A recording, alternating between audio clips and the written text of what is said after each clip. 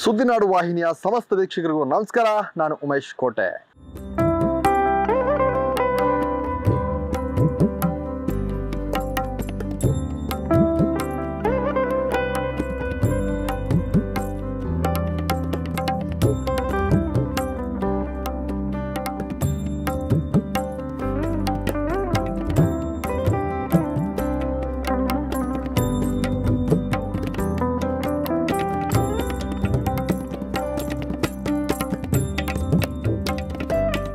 ಅಯೋಧ್ಯ ನಗರದಲ್ಲಿ ಶ್ರೀರಾಮನ ಮೂರ್ತಿ ಪ್ರತಿಷ್ಠಾಪನೆಗೆ ದಿನಗಣನೆ ಶುರುವಾಗಿದೆ.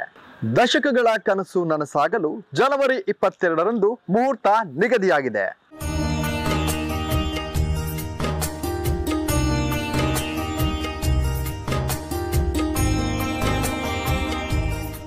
ಅಯೋಧ್ಯ ನಗರದ ಭವ್ಯ ಮಂದಿರದಲ್ಲಿ ಶ್ರೀರಾಮಲಲ್ಲಾನ ಪ್ರಭೆ ಪ್ರಜ್ವಲಿಸಲಿದೆ. 2024ನೇ ಹೊಸ ವರ್ಷದ ಪ್ರಾರಂಭದಲ್ಲಿಯೇ ಈ ಪ್ರಸನ್ನ ವಿದ್ಯಮಾನ ಆಯೋಜನೆಗೊಂಡಿರುವುದು ಶುಭ ಸೂಚನೆಗೆ ಕಾರಣವಾಗಿದೆ ಎನ್ನಲಾಗ್ತಿದೆ. ಉತ್ತರ ಪ್ರದೇಶದ ಅಯೋಧ್ಯೆಯಲ್ಲಿ ಭವ್ಯ ರಾಮ ಮಂದಿರ ಉದ್ಘಾಟನೆಗೆ ದಿನಗಣನೆ ಭರದಿಂದ ನಡೆಯುತ್ತಿದೆ. ಮಂದಿರದ ಕೆಲಸ ಕಾರ್ಯ ಪೂರ್ಣಗೊಂಡಿದ್ದು 2024 ವರ್ಷಾರಂಭದ ಸಂಕ್ರಾಂತಿಯ ನಂತರ ಭವ್ಯ ಮಂದಿರದಲ್ಲಿ ಶ್ರೀರಾಮನ ಮೂರ್ತಿ ಪ್ರತಿಷ್ಠಾಪನೆಯಾಗಲಿದೆ. ಹೌದು, ಕೋಟ್ಯಾಂತರ ಭಾರತೀಯರು ತಲೆಮಾರುಗಳಿಂದ ಎದುರು ನೋಡುತ್ತಿರುವ ರಾಮ ಜನ್ಮಭೂಮಿಯ ರಾಮನ ಪ್ರತಿಷ್ಠಾಪನೆಯ ಪುಣ್ಯ ಸಮಯ ಬಂದೇ ಬಿಟ್ಟಿದೆ. ರಘುನಂದ ಸೀತಾಪತಿ ಏಕಪತ್ನಿ ವ್ರತಸ್ಥ ಸರ್ವಧರ್ಮ ಸಹಿಷ್ಣು ವ್ಯಕ್ತಿತ್ವದ ಆದರ್ಶ ಪುರುಷ ಶ್ರೀರಾಮನನ್ನ ಭವ್ಯ ಮಂದಿರದಲ್ಲಿ ಪ್ರಾಣ ಪ್ರತಿಷ್ಠಾಪನೆ ಮಾಡಲು ಮುಹೂರ್ತ ನಿಗದಿಯಾಗಿದೆ. 2024 ವರ್ಷಾರಂಭದ ಸಂಕ್ರಾಂತಿಯ ನಂತರ ಭವ್ಯ ಮಂದಿರದಲ್ಲಿ ಪ್ರತಿಷ್ಠಾಪನೆ ನಡೆಯಲಿದೆ. ನೂರಾರು ವರ್ಷಗಳ ನಂತರ ಗತ ವೈಭವ ಮೈತುಂಬಿಕೊಳ್ಳುತ್ತಿರುವ ಅಯೋಧ್ಯೆಯ ಇತಿಹಾಸ ಇನ್ನೂ ರೋಚಕವಾಗಿದೆ. ಅಯೋಧ್ಯೆಯಲ್ಲಿ ರಾಮ ಮಂದಿರ ನಿರ್ಮಿಸುತ್ತಿರುವುದು ಇದೇ ಮೊದಲಲ್ಲ. ಈ ಹಿಂದೆಯೂ ಕಟ್ಟಿ ಕೆಡವಿ ಕಟ್ಟಲಾಗಿದೆ ಎಂದು ಇತಿಹಾಸ ಹೇಳುತ್ತೆ. ಆದಿಪುರುಷ ಶ್ರೀರಾಮನ ಅಯೋಧ್ಯೆಯು ವರ್ಣನೆಗೂ ನಿಲುಕದ ಸುಭಿಕ್ಷ ನೆಲೆ. ಕಲೆ, ಸಂಸ್ಕೃತಿ, ಖುಷಿ, ವಿಶ್ವಾಸ, ಆನಂದದ ವೈಭವಿತ ರಾಮರಾಜ್ಯ. ರಾಮನು ಜಲಸಮಾಧಿ ತೆಗೆದುಕೊಂಡ ತದನಂತರದಲ್ಲಿ ಭವ್ಯ ಅಯೋಧ್ಯ ನಗರವು ಕಳೆಗುಂದಲು ಶುರುವಾಗಿತ್ತು ಎಂಬ ಐತಿಹಾಸವಿದೆ. ರಾಮನ ಮಗ ಕುಶನು ಅಯೋಧ್ಯೆಯನ್ನ ಪುನಃ ನಿರ್ಮಿಸಿದನು. ಕ್ಷೀಣಿಸಿದ ನಗರವು ಮರಳಿ ವೈಭವ ಕಂಡಿತು. ಅಯೋಧ್ಯೆಯನ್ನ ನೋಡಿಕೊಳ್ಳುತ್ತಿದ್ದ ಸೂರ್ಯವಂಶದ ಕೊನೆಯ ಮಹಾರಾಜ ಬೃಹದ್ಬಲನು ಮಹಾಭಾರತ ಯುದ್ಧದಲ್ಲಿ ಅಭಿಮನ್ಯುವಿನಿಂದ ಮರಣ ಹೊಂದಿದನು. ಕಾಲನಂತರದಲ್ಲಿ ರಾಮ ಜನ್ಮಭೂಮಿಯ ಅಯೋಧ್ಯೆಯು ಮತ್ತೆ ಸೊರಗಲು ಶುರುವಾಯಿತು. ಅದರ ನಂತರ ರಾಜ ವಿಕ್ರಮಾದಿತ್ಯನು ಮತ್ತೆ ಅಯೋಧ್ಯೆಯಲ್ಲಿ ರಾಮ ಮಂದಿರವನ್ನ ನಿರ್ಮಿಸಿದನು ಎಂಬ ಇತಿಹಾಸ ಇದೆ. ಅರಣ್ಯದಿಂದ ಸುತ್ತುವರೆದುಕೊಂಡಿದ್ದ ಅಯೋಧ್ಯೆಯನ್ನ ಗಮನಿಸಿದ ವಿಕ್ರಮಾದಿತ್ಯನು ಶೋಧನೆಯ ಬಳಿಕ ಅದು ರಾಮ ಜನ್ಮಭೂಮಿ ಎಂಬುದನ್ನ ಖಚಿತಪಡಿಸಿಕೊಳ್ತಾನೆ. ಋಷಿ ಮುನಿಗಳಿಂದ ಸ್ಥಳದ ಮಹಿಮೆಯನ್ನ ತಿಳಿದು ಭವ್ಯವಾದ ಮಂದಿರ ಮತ್ತು ಸುತ್ತಲಿನ ಪ್ರದೇಶವನ್ನ ಅಭಿವೃದ್ಧಿ ಮಾಡಿದನು.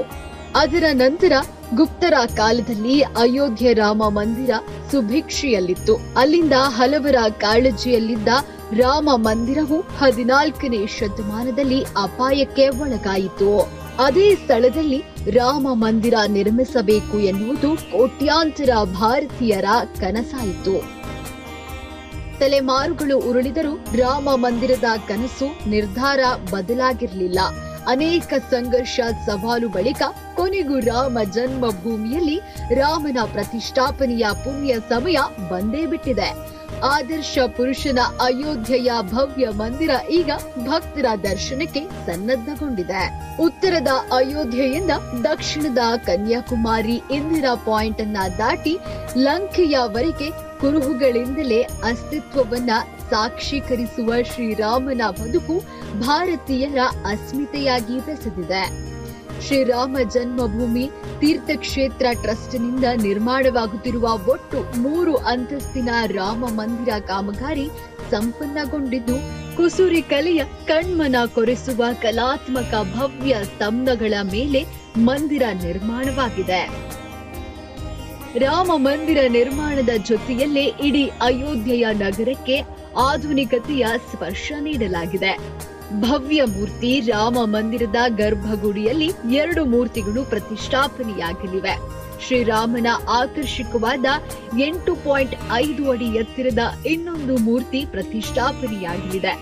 ಇದು ಗರ್ಭಗುಡಿಯಲ್ಲಿ ಸ್ಥಿರವಾಗಿ ಇರಲಿದೆ. ಎತ್ತರದ ಮುಖ್ಯ ಮೂರ್ತಿಯನ್ನ 3 ರಾಜ್ಯಗಳ ಕಲಾವಿದರು ತಯಾರಿಸಿದ್ದಾರೆ. ಸುಂದರವಾದ ಮೂರ್ತಿ ಪ್ರತಿಷ್ಠಾಪನೆಯಾಗಲಿದೆ. 2024 ಜನವರಿ 22ರಂದು 2 ಮೂರ್ತಿಗಳ ಪ್ರತಿಷ್ಠಾಪನೆ ನಡೆಯಲಿದೆ. ಗರ್ಭಗುಡಿ ಬಿಟ್ಟು ಇನ್ನು 5 ಮಂಟಪಗಳು ಇರಲಿವೆ.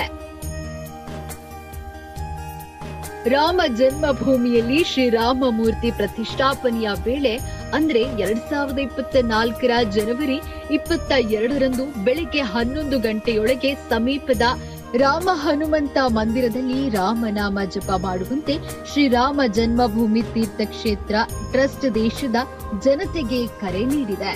ಜನರು ತಮ್ಮ ಇಚ್ಛೆಗೆ ಅನುಗುಣವಾಗಿ ರಾಮನ ನಾಮ ಸ್ಮರಣೆ ಮಾಡಬಹುದು ಎಂದು ಟ್ರಸ್ಟ್ ಎಕ್ಸ್ ಖಾತೆಯಲ್ಲಿ ತಿಳಿಸಿದೆ.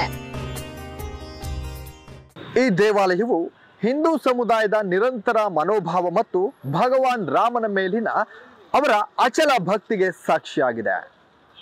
ಇದಾಗಿತ್ತು ಇವತ್ತಿನ ವಿಶೇಷ. ಅಯೋಧ್ಯೆಯಲ್ಲಿ ಶ್ರೀರಾಮನ ಹೆಜ್ಜೆ ಗುರುತು.